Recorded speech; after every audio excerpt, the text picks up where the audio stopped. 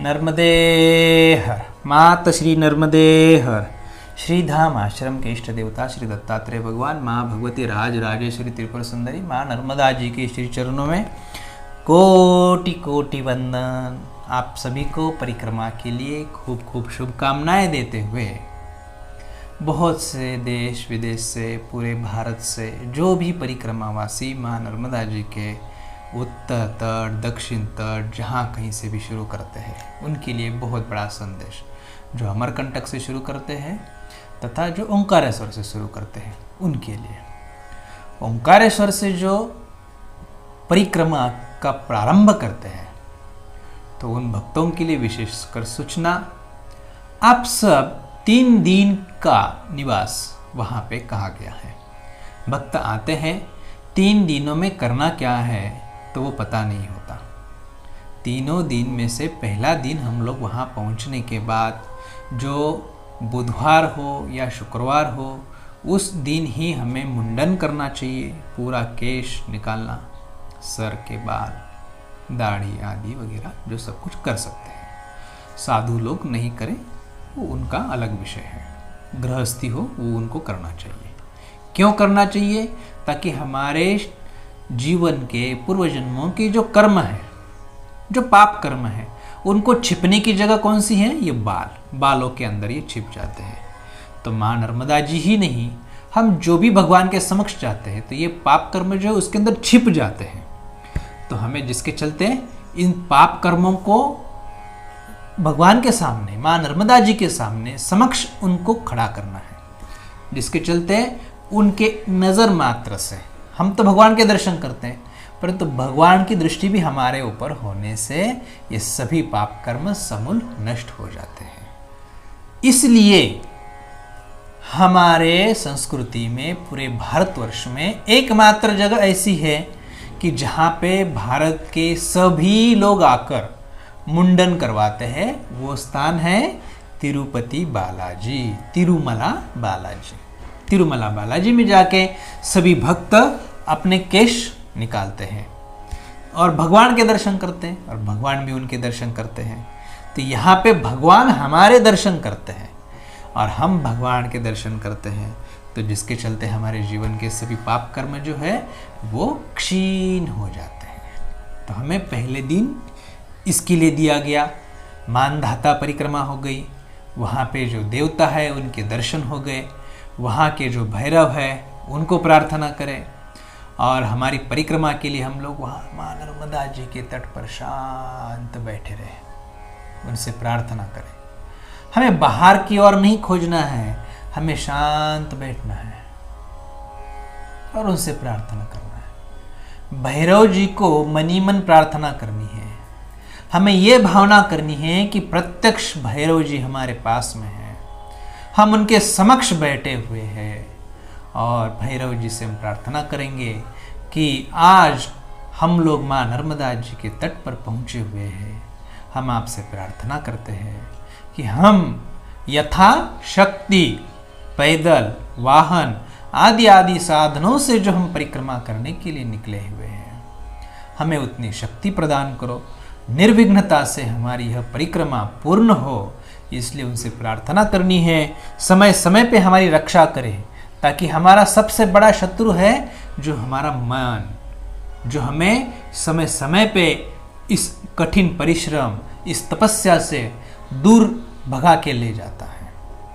इस मन को आप चंद्रमा जी से प्रार्थना करें कि हमारा मन स्थिर रहे, ताकि हमारा मन स्थिर रहेगा तो हम परिक्रमा अच्छे से कर पाएंगे। और इसी के लिए हम लोग ओंकारेश्वर पहुंचते हैं। तो हमारा मन जो है वो मजबूत कैसे होगा? जिनके जीवन में चंद्रमा की कमी है, मानसिक कमजोर है, उन लोगों को खास कर माँ नर्मदा जी का जल लेकर ममलेश्वर, विमलेश्वर, जो वहां पर ममलेश्वर और ओंकारेश्वर, विमलेश्वर जो है वहां से समुद्र तट दूर तक है, परंतु हमें जल चढ़ाना है ममलेश्वर और ओंकारेश्वर।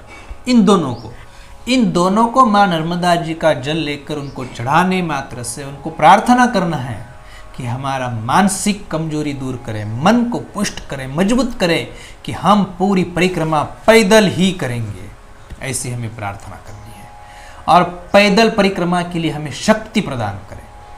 रोडों से तो परिक्रमा करते हैं, अच्छी बात है, यथाशक्ति जिनका संभव नहीं है वो रोड से करे, बहुत अच्छी बात है। परंतु जो सक्षम है वो माँ नर्मदा जी की परिक्रमा किनारे से करे, तथा माँ नर्मदा जी के जितने पास में रह के करोगे उनकी एक ऊर्जा होती है जो हमें प्रदान करती है, माँ नर्मदा जी देती है, हमें वह ग्रहण करना है। इसीलिए तो परिक्रमा बताई गई है। तो हम परिक्रमा करने से पूर्व पहला दिन तो हमने इसमें लगा दिया, ये सब प्रार्थना, चिंतन, मनन, हमारा ये परिक्रमा के पूर्व जो 3 दिन दिए गए हैं, इन 3 दिनों में हमें ये सब करना है। वहाँ जाके हमें टाइम पास नहीं करना है। 3 दिन लोग आते हैं, रहते हैं, घूमते फिरते, इधर उधर सब खाना पीना मौज मस्ती करते हैं। क्यों? ताकि अब परिक्रमा में तो कुछ मिलने वाला है नहीं, परिक्रमा में कुछ होने वाला नहीं है। तो अभी चलो कर लो, 3 दिन यहाँ खाओ, वहाँ खाओ, ये खाओ, वो खाओ, घूमो फिरो, मौज मजा करते हैं और समय ऐसा ही नष्ट कर देते हैं। ये तो हम बाकी समय भी कर सकते हैं। आश्रमों ने जो व्यवस्था की है, ओंकारेश्वर में, अमरकंटक में 3 दिन आप यहाँ रुक सकते हैं। तो 3 दिन क्यों रुक सकते हैं, ये इसके लिए बताया गया है। वहाँ पे हम लोगों को बैठ के, हम लोगों को घूमना फिरना मजे करना, उसके लिए नहीं दिया गया। हमें ये भावना, भगवान से प्रार्थना, हमारा तादात्म्य माँ नर्मदा जी से जुड़े, भैरव जी से हम प्रार्थना करें, वो हमारी रक्षा करें पूरी परिक्रमा तक, शुरू से लेके अंत तक वो हमारी रक्षा करे। इसके लिए भैरव जी से प्रार्थना करना, महादेव जी से प्रार्थना करना, हमारे इष्ट से प्रार्थना करना, हमारे देवताओं को प्रार्थना करना। इसलिए हमें 3 दिन दिए गए हैं। तो इन 3 दिनों में वहाँ पर निवास करके, उनसे प्रार्थना करके, फिर प्रातः वहाँ संकल्प लेकर, प्रातः जिस दिन निकलना है, तीसरे दिन सुबह प्रातः उठकर सूर्योदय से पूर्व स्नान, संध्या आदि सब नित्य कर्म करने के पश्चात माँ नर्मदा जी का जल हमारे साथ में लेकर और वहाँ संकल्प लेकर हमें ओंकारेश्वर से, अमरकंटक से, या जिस स्थान से हमने परिक्रमा की शुरुआत की है, प्रारंभ किया है, वहाँ से हमें आगे प्रस्थान करना चाहिए। और फिर हम आगे की और भी अन्य अन्य बातें समय समय पे आपको बताते रहेंगे। हम लोग इस साल भी परिक्रमा के लिए प्रस्थान कर रहे हैं। कार्तिक पूर्णिमा के पश्चात हम लोग चातुर्मास की पूर्णाहुति होने के पश्चात हम लोग माँ नर्मदा जी की परिक्रमा के लिए प्रारंभ कर रहे हैं। हमारे साथ में और भी भक्त है, साधु संत और भी है, जिनके सानिध्य में यह परिक्रमा हमारी बहुत अच्छे से हो जाएगी। माँ नर्मदा जी से हम फिर से प्रार्थना करेंगे कि श्रीधाम आश्रम से जुड़े हुए सभी परिवारों के लिए हम श्रीधाम आश्रम की ओर से प्रार्थना करते हैं कि आप सभी के जीवन में यश, कीर्ति, आयुष्य, आरोग्य, धन धान्य की वृद्धि हो, ऐसी हम प्रार्थना करते हुए आप सभी को नर्मदे हर, मात श्री नर्मदे हर, नर्मदे हर।